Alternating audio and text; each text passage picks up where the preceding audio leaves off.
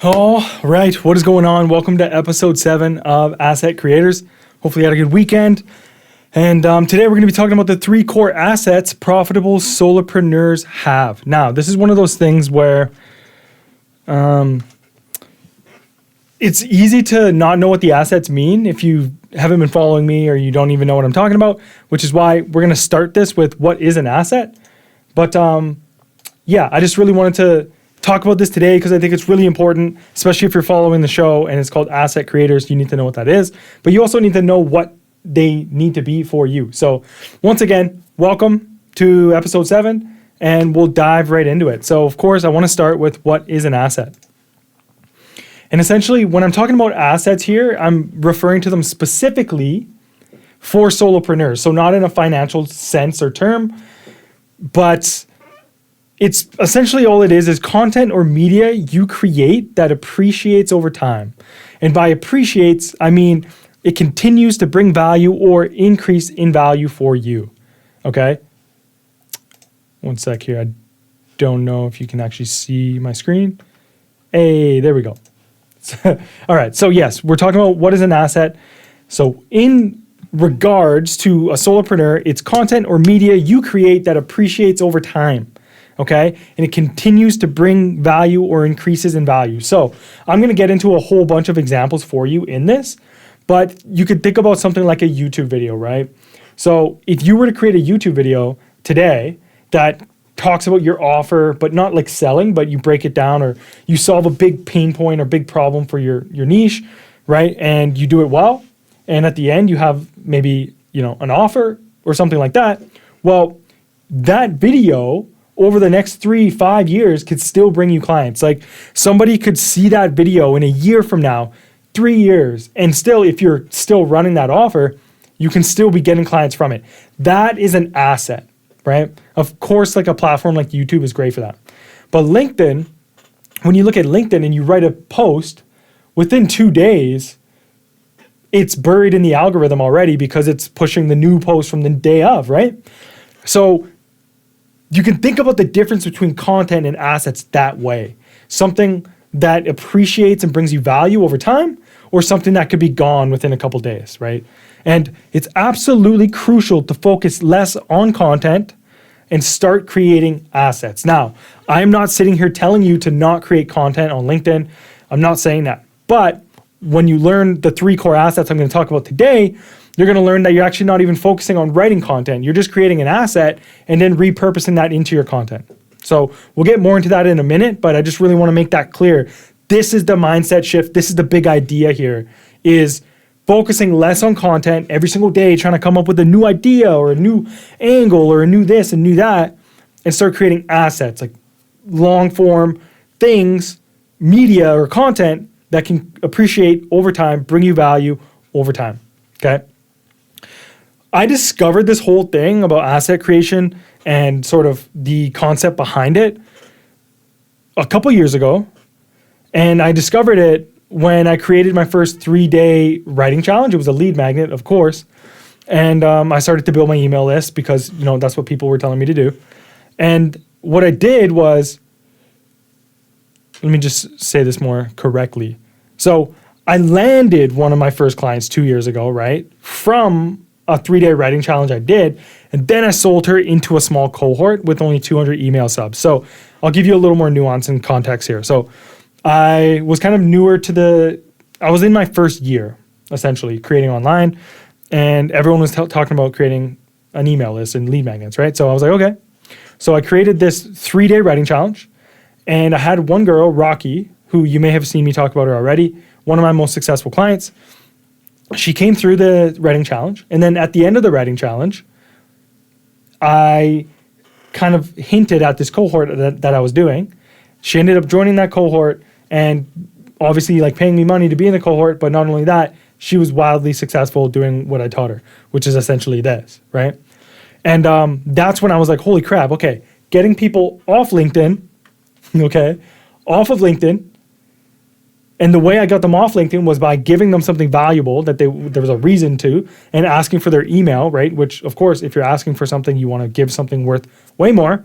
And then getting them into an offer in a place that I own, which is like my email list.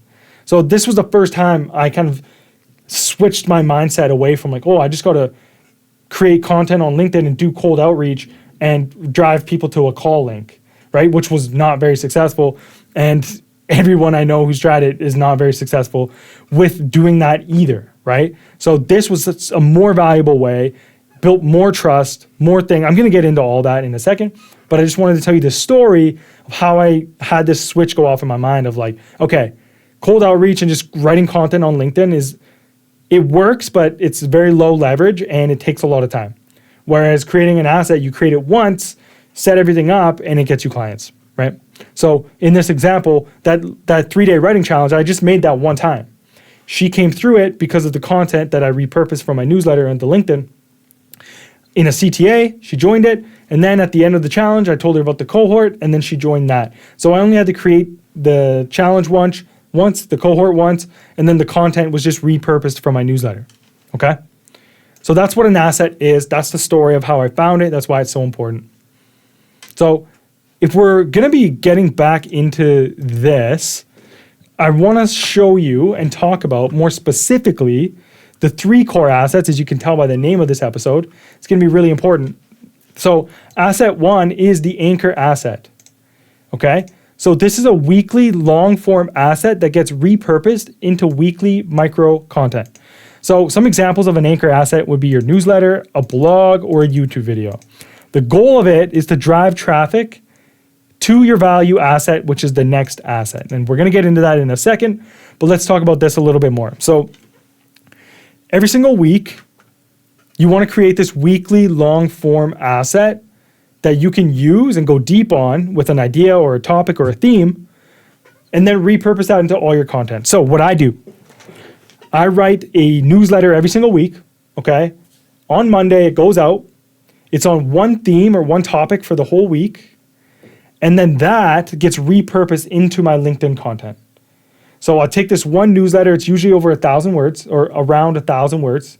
And in that newsletter, there's a bunch of different ideas that I cover, right? So, or sorry, not ideas, a bunch of different sub things. So for example, if the one idea is like why you got to stop doing cold outreach, right? If that's the idea of the week, I'm going to just talk about why cold outreach sucks, because it does. Then in the newsletter, I'm going to talk about objections. So when I tell you that theme or that idea or that topic, you're going to have objections. Well, how am I going to get traffic? Okay, so I can handle that. And I'm going to tell you stories, right? Like I already told you a story here. And so each one of those little stories or objections I handle or context that I add to the big idea for the week gets turned into one post on LinkedIn. See how that works? So now instead of me sitting down writing a bunch of content like every day, okay, what am I going to write about today? And it's like a different topic or a different subject each day. My weeks, I have weekly themes. So now I'm going deeper into my ideas. I'm repeating certain philosophies that I have. People are starting to get familiar with, my methodologies and my philosophies. All of these things I'm repeating, going deeper into certain ideas, right? And then I only have to write that one thing once, and then I can chunk it down. Now, of course, when you're repurposing, there's still a little bit of writing involved, but so much simpler to just take pieces out of your newsletter, turn them into content, then come up with new content every day, okay? So that's how the anchor asset works, right? It could be a YouTube video. So if you create one YouTube video every single week and you do the best video you can, I'm not a YouTube expert, but this philosophy works the exact same. You take that one long form video and now you chunk that into reels for the rest of the week. See how it works? You're creating this anchor asset one time. It's creating you value because guess what? My newsletter gets posted onto my blog and you can go read blogs from 3 years ago for me, right? That's content you can consume. So it's an asset for me. It's not gone in the algorithm. So hopefully by now you understand why this is so important and how that works. Next one is going to be asset 2, which is going to be the value asset. So for this asset, this is typically a free or low ticket asset that acts as a bridge to your owned asset while building trust and relationships. So I always just encourage everybody to start with free. Low ticket makes the most sense if you're running ads, right? And you want to just break even on your leads from your ads. So you could sell a low ticket product. You're running ads to it. Now you get their email, their name, and stuff like that. But essentially, if you're not running ads, I would say just make a free product or free lead magnet or email course or case study, right? And then gather their info, like their name and their email, because once you own that, we're going to be getting into the third asset, which is your own asset, right? But this one's really important. So many people try to skip this one and they'll just try to sell somebody right away. They won't lead with value. They won't give them anything. They won't build any trust or any relationship, and they'll just try to rush the sale, right? So this is why you're getting so many DMs on LinkedIn, people trying to sell you something right away when you don't even know them. And how rarely do you ever buy that, right? So with this value asset, really important, because this is going to get their information. So now you can get them somewhere you own. But B, you're building a relationship and trust by giving them value, right? So an email course, I gave you the example. I used a 3-day challenge, a 3-day writing challenge, and I literally gave them everything I knew at that point about content writing and my systems and my strategy and everything. I just gave it all, right? And it got me a client. Like I said, I had 200 subs when Rocky, who was the girl who came in there and joined my cohort, came through. Like, I didn't have a big email list, and she joined my cohort just from these assets that I created. So this value asset, really important. Do not skip this. It's a must. And the best part is, like, really just think about this. Like, you create this email course or a case study or a challenge. It takes you a couple days to make it if you want to make it good. Don't spend a month making it, but don't go into ChatGPT and just give out a really crappy lead magnet, because then you're not going to build trust and relationships, right? But spend a couple days, build something really good. You only have to make it one time. Like, that's the beauty of it. It's an asset, right? Whereas content, you're trying to create it every day. You're on the content treadmill, is what I call it. And I did another episode on the content treadmill. I can't remember if it was 4 or 5 or something like that, but you can go ahead and look at that one too if you want to get off the content treadmill.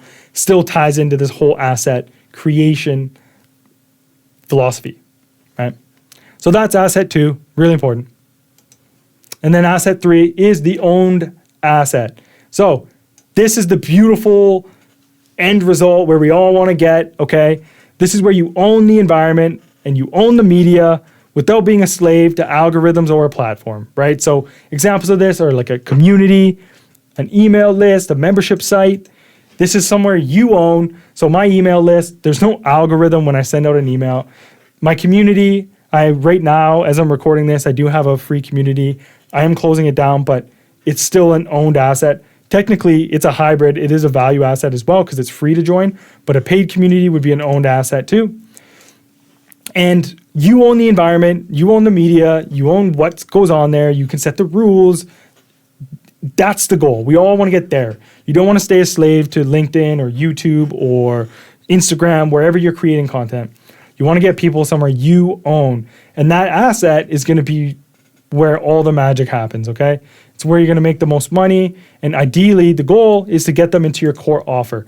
Now, this owned asset could be your core offer. Like I said, you could have a paid community, right? You could have a paid email subscription. You could have a paid membership site. But these can also be free too, right? So, but you want to get them somewhere you own. And then from there, you will own the environment and you get to dictate how things go, the rules. People can leave if they want. But the whole goal with this is to own it, but also to get them into your core offer. Really, really important to have one asset for each of these. If you're watching this, you're like, damn, Darian, like, I don't know where to start. I'm just a solopreneur. Like, I don't know how to create a value asset or an anchor asset, whatever.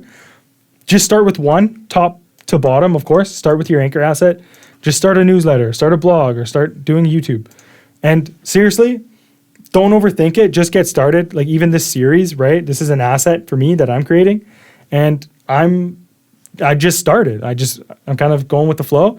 I do have a strategy, of course, but I just went for it, right? So don't overthink this. Don't feel like you have to have it all done before you can take action or all planned out. Start with an anchor asset, go from there, because all three of these are what create the asset trinity. This is the core framework I teach all my clients. This is the core framework I've used to make my first 100K, and then I teach all my clients to make their first 100K online. I don't know why it's like highlighted like that. There we go. So this is it. This is the core framework right here. So there's an anchor asset, as you can see. On the left, very important, the foundation. the value asset, second foundation. All of these lead up into your owned asset, which is obviously the end goal, like I had already stated. So this asset trinity is the main framework that you want to implement into your business, okay? This got me my first 100K, all my clients their first 100K. And it's just really important to have these three assets, which is why I'm doing this whole video on it. Because I think it's so important. So many people just rely on the algorithm and they're just trying to go viral, or they're posting content every day and wondering why they're not making money. They're not driving anyone to a value asset. They're not driving anyone to an owned asset. They're trying to go straight from LinkedIn into a sales call or push somebody. It's just such a low leverage way to play the game. This is the highest leverage you can play. This is the highest positioning, premium positioning you can have, because this way people are coming to you. You're not chasing them. I mean, I could go on and on about the reasons you should be doing this, but I will spare you that because I did cover that in episode 1. So with that being said, really, really important. It's pretty much a non-negotiable. You need to have one of these three assets. As you start creating more, as you start building more, you can have multiples of each. You can have 3 lead magnets. You can, do whatever you want to do, but start with one. Really important if you want to make your first 100K as a solopreneur. So with that being said, thank you for tuning in. That was episode 7, and I'll see you tomorrow in episode 8.